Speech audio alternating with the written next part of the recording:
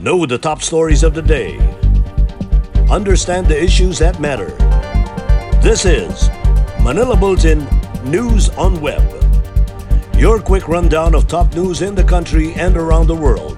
Manila Bulletin, celebrating 120 years of timely stories and timeless truths. Be fully informed. Hi, I'm Barbie Atienza. This is MB Now, and here are your news on web.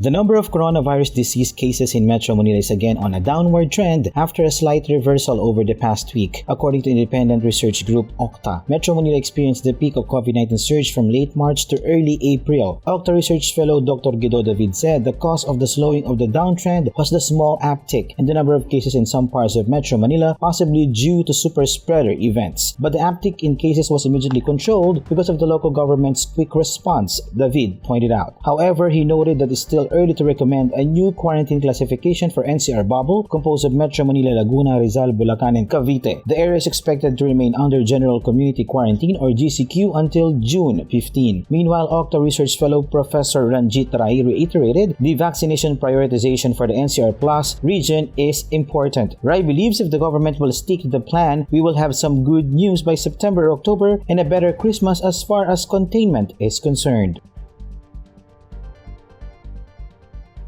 The Philippines has appealed to China and the members of the Association of Southeast Asian Nations, or ASEAN, for full support and sincere cooperation in transforming the South China Sea into a sea of peace, security, stability, and prosperity. Foreign Affairs Secretary Chodoro Locsin Jr. made this gesture during the special ASEAN-China Foreign Ministries meeting held in Chongqing, China on Monday, June 7, marking the 30th anniversary of ASEAN-China dialogue relations. During the meeting, it was earlier reported that the ASEAN foreign ministers and China agreed to exercise restraint in the South China Sea and refrain from actions that could further escalate tensions. According to the DFA, the meeting reiterated commitment for the full implementation of the 2002 Declaration on the Conduct of Parties in the South China Sea and to the resumption of the momentum of negotiations for a code of conduct in the South China Sea, which were earlier affected by travel restrictions caused by COVID-19. Aside from the South China Sea, the Southeast Asian region's foreign ministers also discussed with China the COVID-19 response and recovery, with Beijing pledging continued support to ASEAN member states in their fight against the pandemic, primarily through the provision of vaccines. According to the DFA, the ministers called for intensified cooperation for economic recovery, encouraging the early implementation of the Regional Comprehensive Economic Partnership and the benefits and opportunities of ASEAN's Master Plan on ASEAN Connectivity 2025 and China's Belt and Road Initiative.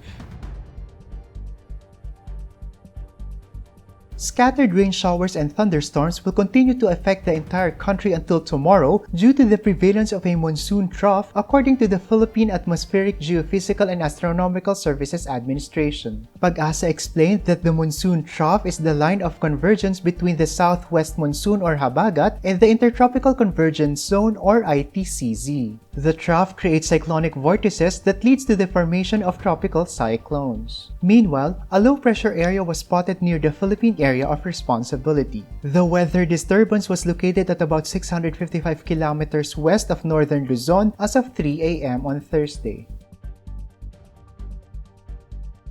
Here is a roundup of news in and around Metro Manila. Let's watch this report. Pasig City Mayor Vico Soto called out some Dilawan groups for misusing his old statement in a Facebook post that made him appear negatively commenting on the endorsement of President Duterte for the presidential bid of his daughter Davao City Mayor Sara Duterte Carpio. The post has been edited thrice by the administrator of the Facebook page based on its edit history. It later removed the name of the president and his daughter. Following the incident, the mayor called on the public to be critical as more fake news will surface as the national election is approaching. Manila Public Information Chief Julius Leonen declared as fake the viral screenshot of conversation between him and a reporter revealing that Mayor Francisco Isko will run president in the 2022 national elections. In a statement on the Facebook page of the Manila PIO, Leonen said that the chat does not exist. In recent surveys, Dumagoso emerged as the top choice for president and vice president in the next year's elections. Although he admitted that he will run for 2022 national elections, Dumagoso has not yet announced the specific post he would pursue. 20 beneficiaries of the government internship program will start to work at the Nabota City Hall on Tuesday, June 15. The GIP beneficiaries include 2 members of the LGBT community and 7 solo parents. The mayor encouraged the GIP beneficiaries to register and participate in the city's vaccination program. They will work under the city government for 6 months and receive 537 pesos daily. The local government allotted 1.4 million pesos from its Gender and Development Fund for the internship program. Now let's take a look at the latest news in other parts of the country. And here are the details. The cities of Naga and Legazpi have added beds for the treatment of more coronavirus disease patients. Naga City opens an additional 40 beds at the Santa Cruz High School for moderate and severe cases. This is on top of the beds that are available in various locations within the city. Meanwhile, Legazpi City has added beds intended for elderly coronavirus patients, most of whom are at the city-owned hospital. The city had earlier converted the Ibalong Centrum for Recreation as a quarantine and isolation facility. On Wednesday, the Department of Health Center for Health Development in Bicol said there is now a high utilization rate of COVID-19 beds in the region, both in private and local government-owned hospitals. A pod of killer whales was seen gallivanting off the coast of Libertad in Antique that created a rush of excitement among divers who witnessed the rare sighting. A post by the Department of Environment and Natural Resources in Western Visayas stated that there were at least 6 orcas spotted in the area, where a calf was also seen swimming next to its mother. The rare sighting happened on May 31 and was posted by the DENR's regional agency on June 8. Orcas are known for their distinct black and white patterns and intelligence, thus regarded as the smartest animal on the planet. They are the top or apex predators in the ocean. Stubborn COVID-19 positive patients and their close contacts in Cagayan de Oro City may face charges for not cooperating with the local government unit in its pandemic response. The LGU would issue a public advisory a few days from now stating the legal provisions for those uncooperative individuals where they may face charges under Republic Act 11332 or the Mandatory Reporting of Notifiable Diseases and Health Events of Public Health Concern Act. Although the law has been in place since the onset of the pandemic, the City Health Office said it is about time to put teeth in enforcing it because the city is placed under Modified Enhanced Community Quarantine due to the surge of COVID-19 cases. The updates of news from around the world, and here is that report.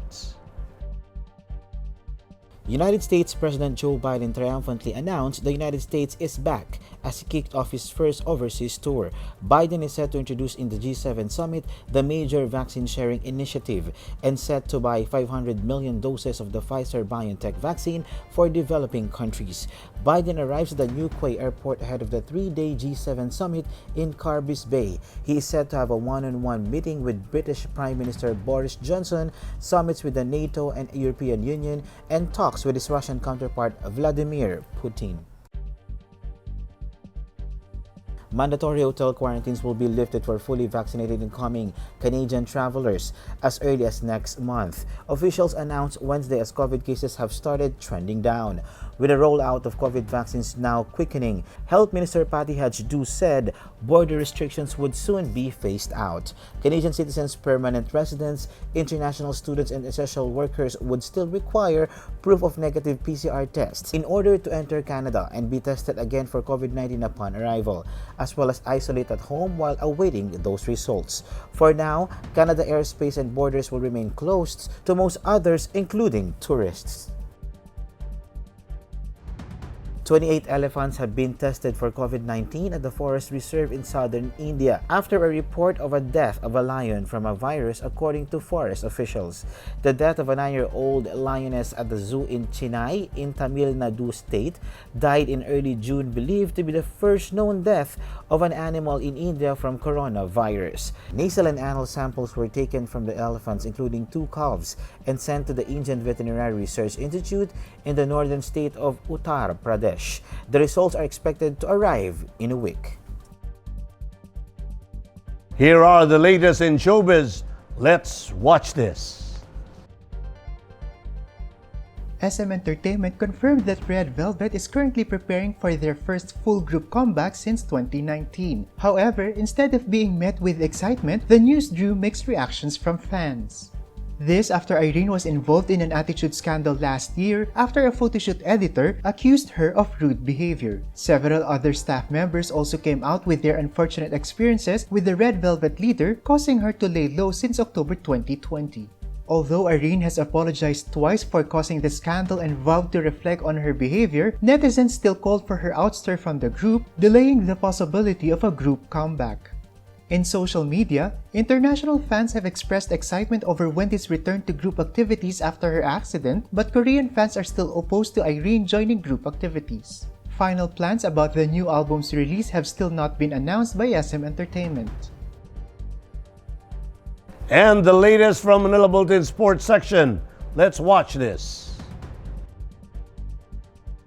Vietnam plans to postpone this year's Southeast Asian Games, the state media said on Wednesday, as the country grapples with a new virus outbreak. The regional Olympics are due to be held in Hanoi and 11 other locations, some of which are at the epicenter of the fresh COVID-19 wave from November 21 to December 2. The Vietnam Olympics Committee, the host of the 31st SEA Games, has sent a letter to countries informing them of its proposal to postpone the SEA Games to July 2022 due to the complicated situation of the COVID-19 pandemic. Philippine Olympic Committee President Bambol Tolentino said the final decision would be made next week, although most member countries voted not to postpone the Games. The SEA Games are expected to attract nearly 20,000 participants, including about 7,000 athletes from 11 countries, according to state media. And those are the news on web today, June 10, 2021. For more news and details, get your copy of the Manila Bulletin newspaper tomorrow, or you can log on to www.mb.com.ph. You may also subscribe to our newsletter through the link on this video's caption to have the day's latest news delivered to your inbox. I am Barbie Atienza for Manila Bulletin. Join us again tomorrow. Well, this has been MB Now. Be fully informed.